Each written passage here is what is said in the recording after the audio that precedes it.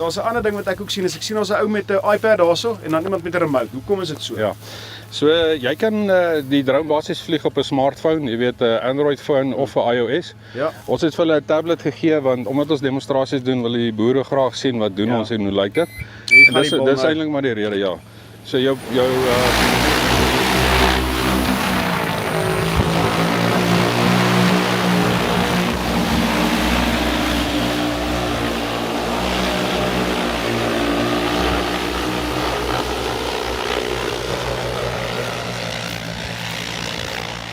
Daar's hy. So het jy gesê, ja, so jy sal sien die pilot hou die iPad vas. Die Ja. iPad is fully remote, jy weet dit is AI wat hom vlieg. So as jy klaar jou lyne en goeders gedoen het en jou flight planning gedoen so het, AI vlieg homself. hy vlieg hom heeltemal self. So die drone daar operate, vlieg hy heeltemal self. Ja, kyk. Okay.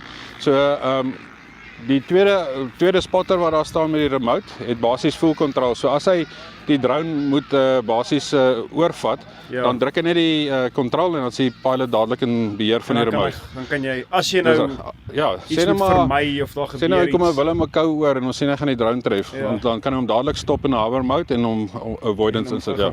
Ja. Daar's hy. En dan druk jy net weer 'n knoppie en dan is jy weer in full AI mode. Dit weer in full AI mode en daarso gat hy en hy's in 10 minute weer terug. Daar's hy. Daar's hy.